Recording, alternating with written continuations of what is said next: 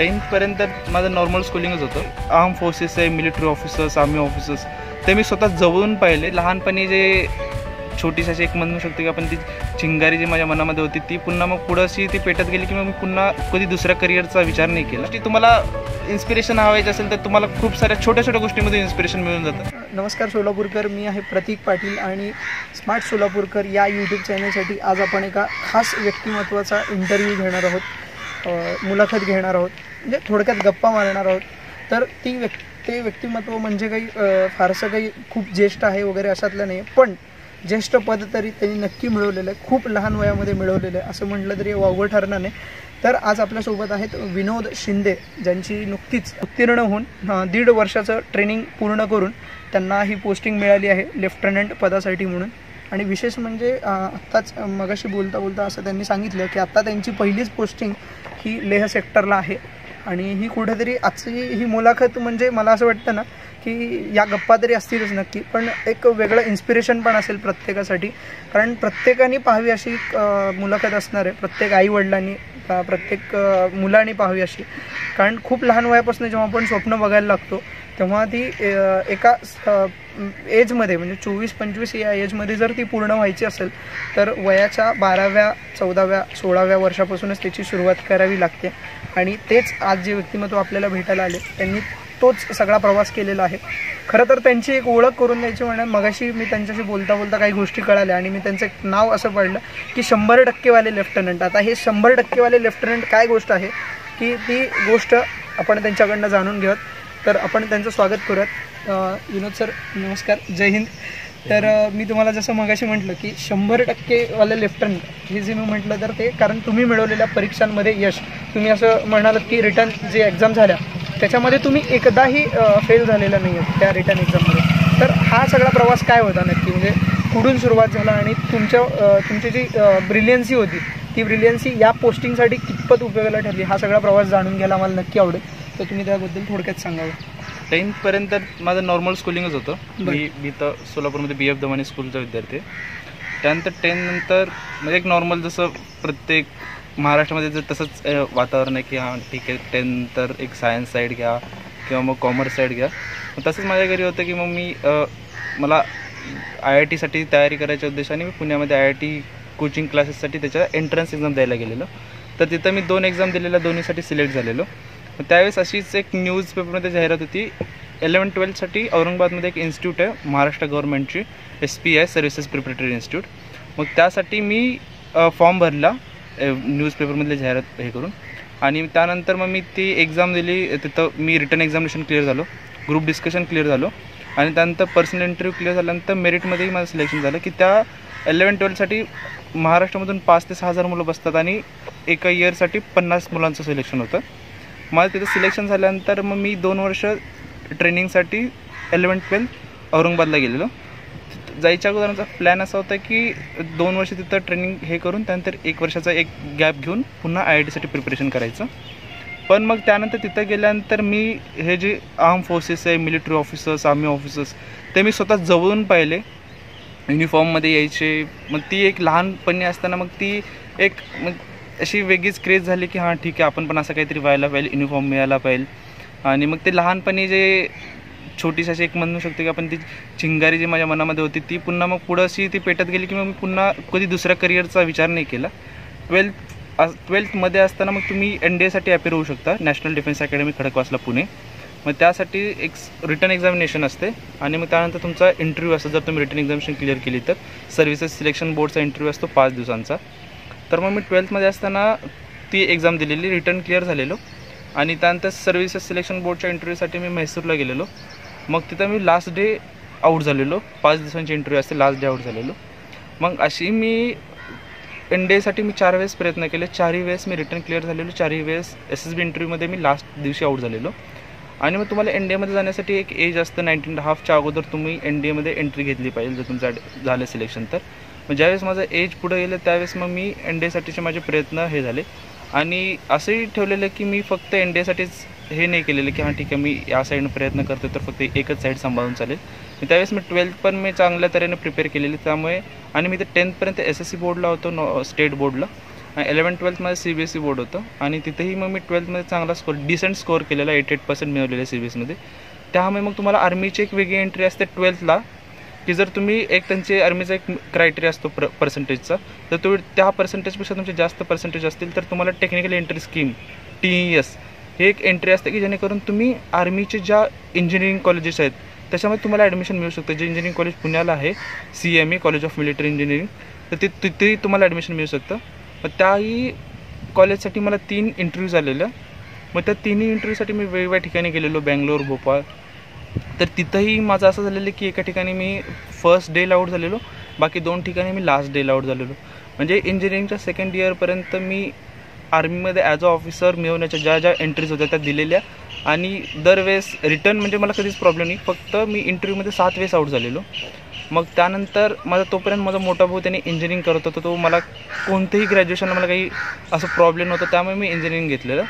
आणि इंजिनिअरिंगमध्ये पण मी असं हेच ठेवलेलं की माझा फोकस इंजिनिअरिंग नाही आहे. मला स्वतःला जर मी इंटरव्ह्यूमध्ये माझ्यामध्ये काही कमी असेल तर ती मी ह्या 2 वर्षामध्ये जे मिळाले आहेत त्याच्यामध्ये मी तसं प्रयत्न करून ते कमी केलं पाहिजे. मग त्यामुळे मी इंजिनिअरिंगमध्ये कॉलेजमध्ये तसंच केलेलं आहे की कॉलेजमध्ये शिक्षकांना आधीच मी एक जाणीव दिलेली की माझा हे काही करिअर नाही, मला काही करिअर नाही करायचं, तुम्ही फक्त मला बाकीच्या अटेंडन्स वगैरे अशा गोष्टीमध्ये सपोर्ट करा, मी कॉलेजला जसे तुम्हाला हवे असेल तसा स्कोअर आणून देतो.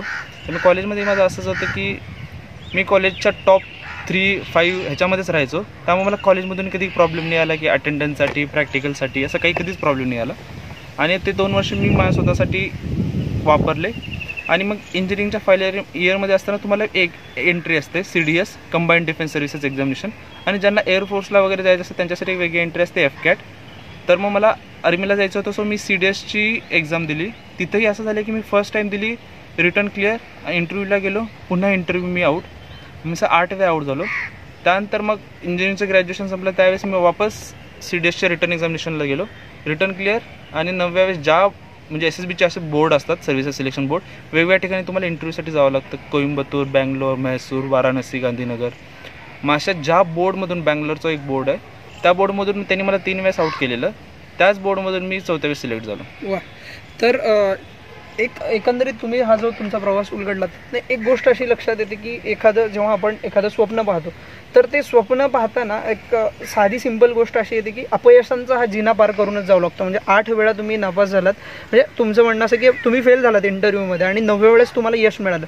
तर फक्त रिटर्न पास होतात आणि इंटरव्ह्यू नापास होत होतात, म्हणजे जे कोणी आत्ता परीक्षा देतात, स्पर्धा परीक्षा देतात, तर त्यांना हे कळत असेल की एक इतक्या जवळ आपण जातो आणि पुन्हा तिथनंच एक्झिट होते. तर असं का होतंय, जेव्हा तुम्ही विचार केलात आणि असं काय झालं, अशी काय गोष्ट घडली की 8 वेळेस फेल झाला पण 9व्या वेळेस त्या इंटरव्ह्यूअर्सनी तुम्हाला सक्सेस केलं, म्हणजे तुम्हाला एंट्री दिली. तर अशी काय गोष्ट घडली होती, आम्हाला जरा 9व्या इंटरव्ह्यूबद्दल ऐकायला आवडेल, त्याविषयी जरा थोडंसं सांगितलं तर बरं होईल.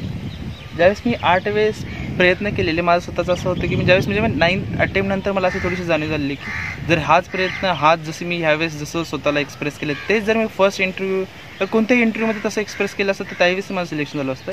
एक मेन मुद्दा असतो, कोणती इंटरव्ह्यू असू द्या, तुमची नॉर्मल इकडची HRची इंटरव्ह्यू असू द्या, नॉर्मल कोणती इंटरव्ह्यू असू द्या, जर तुम्ही त्यामध्ये जसं तुम्ही नॅचरली जसं स्वतः आहात, आयुष्यामध्ये जसं आहात, जर तुम्ही तसं दाखवलं तर एक इंटरेस्टिंग पण वाटतं. कारण मग तुम्ही जो सगळेजण दाखवायचा प्रयत्न केला तसं जर ते इंटरव्ह्यू घेणाऱ्याला पण रटाळपणा वाटतं की मग ते मी माझ्या 9th इंटरव्ह्यूमध्ये असं केलेलं की मी काही स्वतःच्या बाबतीत असं काही फेक नाही सांगितलेलं, जो आहे जसं आहे मी माझ्या. आणि इंटरव्ह्यू अशा प्रकारचे असते की संपूर्ण सायकोलॉजिकल इंटरव्ह्यू असते, त्यामुळे तुम्ही असंही नाही करू शकत की हां ठीक आहे, तुम्ही एक तुमचा 30-40 मिनिटाचा इंटरव्ह्यू आहे, त्यात तुम्ही काहीतरी फेक मारलात आणि तुमचं सिलेक्शन होईल. तुमचं इंटरव्ह्यू चालतो 5 दिवसांसाठी, त्यामुळे असं काही नाही की तुम्ही त्यामध्ये की फेक मारू शकता कोणाला. ठीक आहे, तुम्ही एका टेस्टमध्ये फेक मारलात, पण अशा तुमच्या इतक्या टेस्ट होतात की तुम्ही पॉसिबलच नाही, कारण सायकोलॉजिकल टेस्ट वगैरे अशा असतात की त्या तुमचं संपूर्णपणे सबकॉन्शियस माइंडवर जातात. त्यामुळे मग काही गोष्टी तुम्ही इंटरव्ह्यू चलो ठीक आहे, तुम्ही कुणासोबत तरी 1-on-1 बोलताय, तिथं तुम्ही कॉन्शियस राहून ते दिलेल्या क्वेश्चन्सला तुम्ही ठीक आहे विचार करून आन्सर देऊ शकता. पण ज्यावेळेस सायकोलॉजिकल तुमचे रिटर्न एक्झामिनेशन्स वगैरे होतात त्यावेळेस पॉसिबल नाही की तुम्ही तेवढं कॉन्शियस राहून तिथं आन्सर देता, कारण त्या सगळ्या गोष्टी असतात टाईम बाउंड, त्या ते तुम्हाला सबकॉन्शियस जावंच लागतं. मग त्यावेळेस मी एक 9th इंटरव्ह्यूमध्ये असं केलेलं की मी काही विचारच करत नव्हतो की हां ठीक आहे, मी असं लिहितो तर त्याचा अर्थ असा होईल, मी असं करतो तर त्याचा अर्थ ते लोक असं घेतील तसं घेतील, मी काहीच विचार नाही केलेला. आणि म्हणजे माझी ती एक अशी मला असं वाटायचं की हां ठीक आहे, ही एक गोष्ट एक चांगली झालेली आहे माझ्यासोबत. ज्यावेळेस मी स्वतः इंटरव्ह्यूला गेलेलो, जो 1-on-1 इंटरव्ह्यू झालेला, तर त्यावेळेस मला विचारलेलं की ऑफिसरने की ज्यावेळेस मी 8 वेळेस फेल झालेलो, प्रत्येक इंटरव्ह्यूच्या वेळेस तुम्हाला 3 ऑफिसर्स जज करतात. त्यावेळेस त्या ऑफिसरने मला विचारलेले की आत्तापर्यंत तुला 24 ऑफिसर्सनी रिजेक्ट केलेलं आहे, मला फक्त एक रिझन दे की तुला मी यावेळेस का सिलेक्ट करूया. मग त्यावेळेस मी त्याला असं सांगितलेलं की, आणि त्या असंही नाही की मी क्वेश्चनसाठी मी स्वतःला प्रिपेअर करून गेलेलो, असं काहीच नाही. मला त्यावेळेस जे सुचलं मी तसंच बोललेलो. कारण जास्त असायचं की ज्यावेळेस तुम्ही प्रत्येक वेळेस इंटरव्ह्यूमधून आउट होता, त्यावेळेस तुम्हाला जायच्या अगोदर ते ऑफिसर तुमच्यासोबत कन्व्हर्स करतात की तुम्हाला ते सांगतात की हां ठीक आहे की आउट झाला, त्यात काही असं वाईट वाटून घेण्याची गरज नाही. जर तुम्ही पुढच्या वेळेस प्रयत्न करा, जो तुम्ही आहात तेच दाखवा, be yourself, be natural, ह्या अशा लाईन असतात की त्यावेळेस मला त्याला इतकं इम्पॉर्टंट नाही समजायचं. मला असं वाटायचं की हां ठीक आहे, मला सिलेक्शन व्हायचं, तर ज्या गोष्टी आहेत एका मिलिटरी लिडरसाठी ज्या एक्सपेक्ट केल्या जातात त्या मी दाखवल्या पाहिजे. पण मी 9th इंटरव्ह्यूमध्ये असं केलेलं की ठीक आहे, मी इंटरव्ह्यू ऑफिसरला पण आन्सर देताना असं सांगितलं की सर मी ह्यावेळेस जे आलेलं ते मी रिअल मी आहे, जो तुम्ही सर्व मला इंटरव्ह्यूच्या नंतर सांगतात की तुम्ही ओरिजिनल राहिलं पाहिजे, नॅचरल राहिलं पाहिजे, तोच आहे. मी तुम्हाला तेच दाखवायचा प्रयत्न करेल, आणि जर तुम्हाला ते आवडलं तर माझं सिलेक्शन करा, नाही आवडलं तर माझी स्वतःचे एज्युकेशनल क्वालिफिकेशन्स असे आहे, तुम्ही मला हवा असेल तर बघा माझा रेकॉर्ड, मला काही वेळ नाही लागणार मला कलेक्टर आणि IPS ऑफिसर बनायला.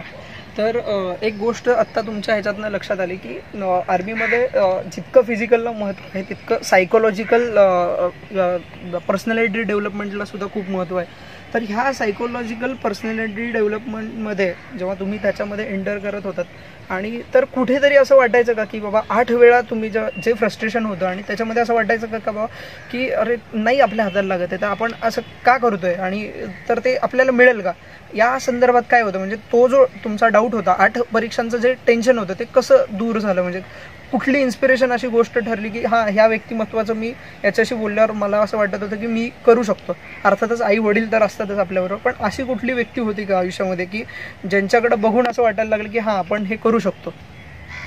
सांगायचं 2 गोष्टी आहेत. मला माहीत नाही, मला नाही असं गोष्टींचं, मला ॲटलिस्ट इंटरव्ह्यूचं तर मला असं कधी नाही वाटायचं की मी फेल झालो आहे त्यामुळे मला टेन्शन आलं पाहिजे, मला असं काही वाटायचं नाही. कारण अशी गोष्ट होती की म्हणजे त्यात टेन्शन घेण्यासारखी काही गरज नाही. तुम्हाला माहिती, तुम्ही आहात, तुमची तेवढी कॅपेबिलिटी, तर काही गरज नाही. ठीक आहे ह्यावेळेस नाही झालं पुढच्या वेळेस, ह्यावेळेस नाही झालं पुढच्या वेळेस, तर त्यामुळे मला असं कधी वाटायचं नाही की ठीक आहे मला 8 वेळेस, मला कधीच नाही आलं या गोष्टींचं टेन्शन वगैरे. कारण माझी स्वतःची कॅपेबिलिटी इतक्या, जसं म्हटलं का माझं इथं नाही झालं तर मी दुसरीकडे प्रयत्न करेल, दुसरीकडे तितकंच क्लास 1 ऑफिसर बनायचं असेल तर मी कुठूनही बनून जाईल. त्यामुळे असं काही नाही मला कधी कोणत्या गोष्टीचं टेन्शन आलं.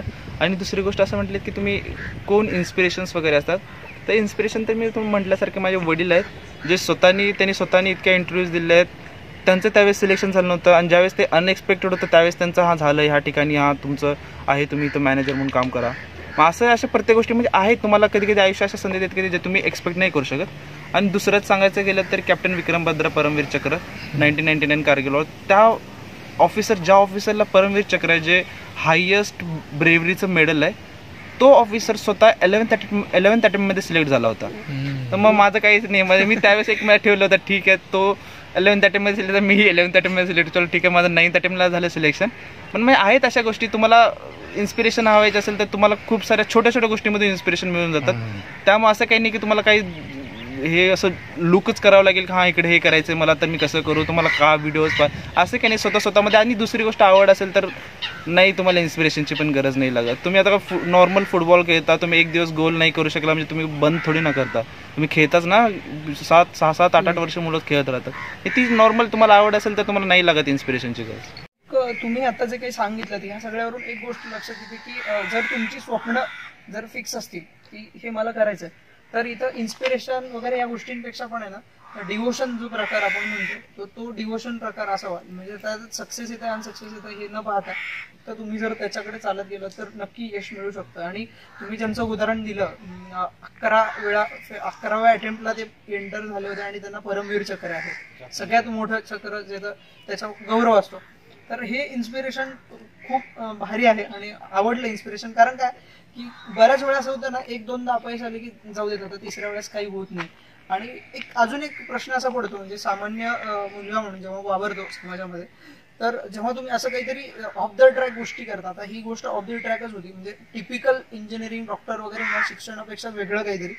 तर या ट्रॅकवरती चालताना जे आसपासच्या लोकांची जी चर्चा असते, एवढे वर्ष झालं करतोय आणि काहीच होत नाही, ह्या गोष्टी कितपत मॅटर करतात या ह्याच्यामध्ये, म्हणजे तुमचा त्याला तुम्ही कसं टॅकल केलं, त्या टेन्शनला कसं टॅकल केलं, हे मला विचारायला आवडेल तुम्हाला. म्हणजे माझा वैयक्तिक प्रश्न पण हा आहे, तर या गोष्टीला कसं टॅकल केलं तुम्ही?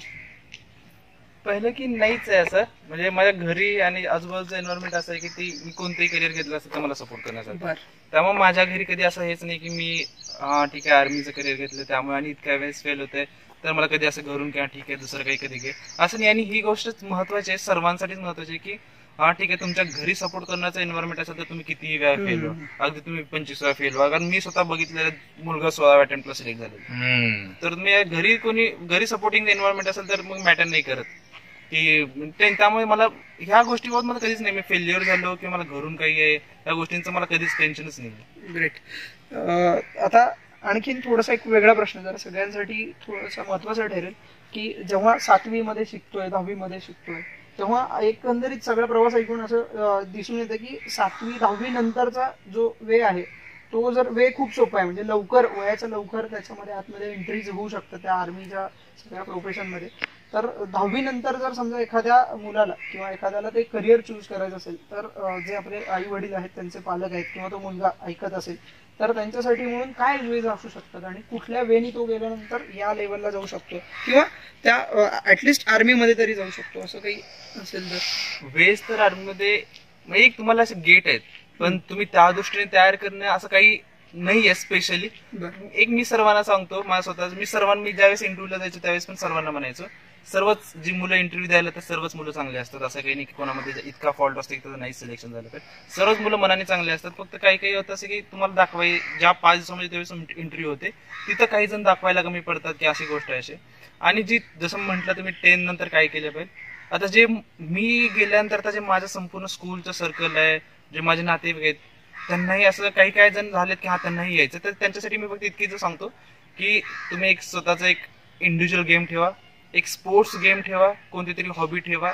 आणि जसं म्हणजे आता मी स्वतः सेमी इंग्लिश मीडियम मधून म्हणजे मराठी मीडियम मधून शिकलेला मुलगा होतो त्यामुळे मला सुरुवातीला फक्त इंग्लिशमध्ये प्रॉब्लेम झाले. तर मी असंच नाही आर्मीसाठीच मला तुम्ही आता कुठेही गेला तरी अशी 6-7 वर्षानंतर अशी परिस्थिती येणार आहे की इंग्लिशला ऑप्शन नाही, तुम्हाला असलंच पाहिजे कन्व्हर्सेशन करण्यासाठी काही गोष्टी. तर ती ह्या 4-5 गोष्टी आहेत की त्यांनी इतकं फोकस केलं पाहिजे आणि एक माणूस म्हणून जरी नॉर्मल आयुष्यामध्ये चांगला राहिला तरी त्याचं सिलेक्शन होऊन जाईल. तर आता आपल्याला जी पोस्टिंग मिळाली लेफ्टनंट ही क्लास 1ची पोस्टिंग आहे, म्हणजे जसं की UPSCची IAS IPS ह्या ज्या क्लास 1च्या पोस्टिंग आहेत तशातलीच ही आर्मीची क्लास 1ची पोस्टिंग आहे. मग ह्याचं जे ट्रेनिंग होतं ते डेहराडूनला होतं असं तुम्ही मगाशी मला सांगितलं बोलता की तर डेहराडूनचं जे ट्रेनिंग होतं तिथला एक्सपिरियन्स काय होता, म्हणजे की कशा प्रकारचं ट्रेनिंग असतं, कुठल्या लेवलचं ट्रेनिंग असतं, ते पण थोडासा प्रवास ऐकायला आवडेल आम्हाला. ट्रेनिंग झालेलं माझं IMA Indian military academy Dehradun. तर माझं म्हणजे स्वतःचं असं म्हणणं आहे की कोणताही नॉर्मल मुलगा ज्याने कधीही काही म्हणजे असं की एक आहे सर्वांमध्ये की आर्मी म्हणजे तुमचं फिजिकल इतकं असलंच पाहिजे, तुम्ही इतकं फिजिकल फिट असलाच पाहिजे. पण कोणताही नॉर्मल मुलगा ज्याने कधीही जरी काही केलं नसेल तर तोही मुलगा तो 1.5 वर्षामध्ये कोपअप करेल, ट्रेनिंग कंप्लीट करेल इतकी गॅरंटी आहे. असं आहे की आता मी जर गेलो तर मला सुरुवातीला 15 दिवस त्रास होईल, तो जर आला तर त्याला कदाचित 1-1.5 महिना 2 महिने त्रास होईल. पण असं नाही आहे की तो जर तुम्ही मेंटली फिट असेल तर तुम्हाला कधीच कोणत्याही गोष्टीला त्रास नाही होणार आहे. आणि तसंच ती ट्रेनिंग आहे तुम्हाला, म्हणजे त्या ट्रेनिंगच्या पिरियडमध्ये असं वाटतं की ठीक आहे आपला फिजिकल फिटनेस बनतोय, पण त्याचा अल्टिमेट रिझल्ट होऊन जातो की तुम्ही मेंटली इतकं रोबस्ट होऊन जातं की तुम्हाला काही नाही वाटणार तुम्ही छोटी जरी इतकी गोष्ट केली की ठीक आहे. तर सिव्हिलियन्सला असं वाटतं की ठीक आहे हे लोक हे कसे करतात, पण ते तुमचं असं होऊन झालं ते रेग्युलर शेड्यूल होऊन झालेलं असतं की ठीक आहे काहीच नाही वाटत की तुम्ही इतकं मेंटली असं रोबस्ट होऊन जाता. आणि ट्रेनिंग म्हणजे असं आहे की तुम्हाला इतके गेम्स खेळता हे करता तुम्ही, म्हणजे फिजिकल ट्रेनिंग असते की तुम्हाला असं स्वतःला इतकं असं वाटणार नाही की आपण इतके जास्त एफर्ट्स घेतोय. तसे खेळ आणि नॉर्मल जे फिजिकल ट्रेनिंग असतात, रनिंग, ह्या सर्व गोष्टीमधून तुमचं स्वतःचा फिजिकल फिटनेस बनून जातो. आणि कॅम्प्स वगैरे कधी बाहेर जायचं असतं तर तुमचे 7-7, 8-8 दिवसचे कॅम्प असतात. पण त्यामध्ये तुम्ही थंडीत राहता, पावसात राहता, टेंटमध्ये राहिलेले असतात. तुमचे 20-20, 30-30 किलोमीटरचे रन बॅक असतात 20-20 किलोचं ओझं घेऊन. मग ते सुरुवातीला थोडंसं अवघड वाटतं, पण एकदा का वाटलं की ठीक आहे एकदा एक गोष्ट केली की त्यानंतर त्या गोष्टीचं कधी काही वाटत नाही. मग एकदा 20 किलोमीटर पळालो तर आता मला त्यानंतर कधी वाटत नाही की ठीक आहे 20 किलोमीटर, ते माझ्यासाठी 4-5 किलोमीटर पळण्यासारखंच असं असतं. म्हणजे थोडं सुरुवातीला फर्स्ट टाइम सगळ्यांसाठी डिफिकल्ट असतो. तुम्ही तो तेवढा थ्रेशोल्ड क्रॉस केला की त्यानंतर कधी काही नाही वाटत. आणि तेच ट्रेनिंग बाबतीत आहे. तर आता ह्या सगळा तुम्ही प्रवास सांगितलात, तर आता तुम्ही जेव्हा नॉर्मल लाईफमध्ये येतात म्हणजे तुमचं ट्रेनिंग होऊन तुम्ही इकडे आलेला आहात आणि तुमचं आता लवकरच पोस्टिंग आहे, तर इथं आल्यानंतर ते शेड्यूल कसं होतं? कारण काय होतं की बऱ्याचदा असं होतं की तिथलं शेड्यूल वेगळं असतं आणि इथं आल्यानंतर शेड्यूल वेगळं असतं. मग ते कुठेतरी पुन्हा एकदा तिकडे गेल्यानंतर त्या शेड्यूलमध्ये जर बिघडत गेलं तर कुठेतरी ते फिजिकल ह्याच्यावरती सुद्धा परिणाम होतो असं एकंदरीत आहे, सायन्स सांगतं थोडंफार. तर मग तसं काही होतं का? म्हणजे आर्मी पर्सनच्या ह्याच्यावरती वैयक्तिक ह्या लेवलवरती कितपत चेंज होतात की तुम्ही तिकडून इकडे जेव्हा येता तेव्हा? फरक तर थोडाफार पडतो. जिथं त्या साईडला तुम्ही जितकं बिझी असतात ते तुम्ही इथं घरी आल्यानंतर तर नाही राहत. फक्त एवढंच की जितकं तुम्ही स्वतःला ठेवू शकता ते. आता मी स्वतः, आता मला येऊन स्वतःला 10-12 दिवस झाले, पण मग एक मीच ठेवलेलं की सकाळी 7-7.5 किलोमीटर रनिंग आणि संध्याकाळी 7-7.5. मग दिवसातून मी 15 किलोमीटर रन करतो. बाकी टाईम तर मग तुमचा इथं तसं म्हणजे घरी आल्यानंतर तर नॉर्मल त्यासाठीच टाईम आहे. तुम्ही रेस्ट करा, नातेवाईकांसोबत भेटा, टाईमपास करा आणि तो तुम्ही एकदा म्हणजे मेंटली असं प्रिपेअर असाल की ठीक आहे मी तिथे गेल्यानंतर मला 1 आठवडा, 1.5 आठवडा, 2 आठवडे त्रास होणार आहे. तर तो तुम्ही स्वतःला प्रिपेअर करून ठेवला तर असं कधीच काही नाही की बाबा फिजिकल पुन्हा तिथं जाऊन मला हे करावं लागेल. जसं मी मागं म्हटल्यासारखं तुम्ही एकदा मेंटली फिट असाल ना तर कुठेही जा तुम्हाला काही प्रॉब्लेम नाही होणार आहे. तर आता हा सगळा तुमचा प्रवास एवढा सुंदर प्रवास आहे की बाबा एक व्यवस्थित रुटीन जो प्रकार जो आपण म्हणतो, तर साधारणतः जेव्हा व्यायाम म्हणून जो प्रकार आहे त्याच्यात खूप मोठा आता सगळे बऱ्यापैकी जण जिम वगैरे ह्या गोष्टीकडे अट्रॅक्ट होतात. तर असं काही लहानपणापासून असं काही हे होतं का? कारण तुमची पर्सनॅलिटी बघताना तर एकदम काम पर्सनॅलिटी वाटते की बाबा हां ठीक आहे व्यायामाचं शरीर आहे, पण नॅचरल व्यायामाचं शरीर असं वाटतं मला. तर तो काय आहे, म्हणजे ते कसं आहे, व्यायामाचं शेड्यूल कसं आहे दिवसभरातलं, काही स्पेशल? लहानपणी तर इतकं नाही, नॉर्मल जसं चालतं सर्वांचंच लहानपण जसं असं तसंही माझंही नॉर्मल लहानपण आहे. त्यानंतर 11-12 मध्ये असताना थोडंसं माझं जे फिजिकल जी ट्रेनिंग होती थोडीशी रिगरस होती. त्यानंतर पुन्हा इंजिनिअरिंगला गेल्यानंतर ते पुन्हा थोडं सैल पडलं कारण तिथं अभ्यास आणि हे सर्व गोष्टी असतात. पण आता मी ट्रेनिंग नंतर आल्यानंतर आता ज्यावेळेस घरी आलो त्यावेळेस मी एक नॉर्मल स्वतःचं ठेवलेलं की ठीक आहे स्विमिंग, दुपारी स्विमिंग आणि सकाळ संध्याकाळी मी रन करायला जातो. आणि एक असं होऊन जाते की आता जसं तुम्ही म्हटलं जिम वगैरे, आता ती प्रत्येकाची चॉईस आहे आता. आणि माझा स्वतःचा एक्सपिरियन्स असा आहे की मी कोणालाही काही प्रॉब्लेम असेल, कोणी आता माझं स्वतःचं मित्र आहेत आता ते बघायला मला पाहून त्याचं त्यांचं स्टार्ट झालं. आता कोणी माझ्या घराकडे यायचं असेल तर माझं घर इथून लांब ऑर्चिडच्या कॉलेजच्या पुढे, तर जे सोलापुरातले माझे मित्र येतात ते घरी येताना आता ते असं झाले की ते लोक सायकलवर यायला लागले. माझा स्वतःचा भाऊ वगैरे मी ज्यावेळेस पळायला स्टार्ट केलं ते आता स्वतः माझ्यासोबत सकाळी 5:15-5:30 वाजता ते स्वतः माझ्यासोबत पळायला येतात. म्हणजे असं आहे की नॉर्मल आहे की तुम्ही स्वतः स्टार्ट केलं तरी मग तुमच्यासोबतचे बघूनही स्टार्ट करतात. आणि ज्याची ज्याची चॉईस आहे, जिममध्ये तुम्हाला करायचं असेल तर जिममध्ये करा, तुम्हाला स्वतः हे करायचं असेल रनिंग वगैरे किंवा स्वतः स्किपिंग वगैरे असे करायचे असेल तर तुम्ही तसे करा. फिजिकल फिटनेस हा थोडाफार तरी लागतो, ॲटलिस्ट हाफ ॲन आवर तुम्ही दिला तरी होऊन जाईल. तर रॅपिड फायर क्वेश्चनचा पहिला प्रश्न की तुमची आवडती गोष्ट कुठली, म्हणजे काय करायला आवडतं तुम्हाला दिवसभरात? मूवीज. बरं. Favourite movie? Forrest Gump. Favourite hero? Bollywood Akshay Kumar, Hollywood Tom Cruise.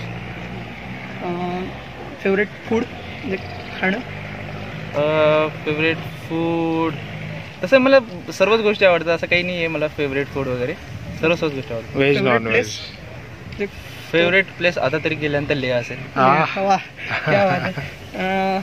Favourite posting आता इथून पुढे लेफ्टनंटच्या पुढची अशी फेवरेट पोस्टिंग असं कुठलं काही?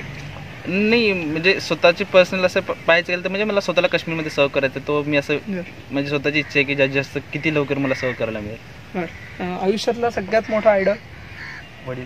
वडील, क्या बात आहे. आता एकंदरीत हा सगळा एवढा सुंदर आपण बराच वेळ बोलतोय या संदर्भात, तर मला शेवटी जाता जाता तुम्हाला एक असं विचारायचं की जे कोणी आपले ऐकणार आहेत व्हिडिओ त्यांच्यासाठी संदेश काय द्याल जाता जाता, की एकंदरीत सगळ्यांसाठी, तर मुलांसाठी, तयारी करणाऱ्या त्यांच्या आई वडिलांसाठी आणि सगळ्यांसाठी म्हणून शेवटचा संदेश काय असेल तुमचा आजचा आपण गप्पांच्या? सर्वांसाठी माझा हाच संदेश असेल की जसं मी स्वतःला लकी समजतो की मला आर्मीबद्दल कळालं राईट टाईमला माझं सिलेक्शन झालं.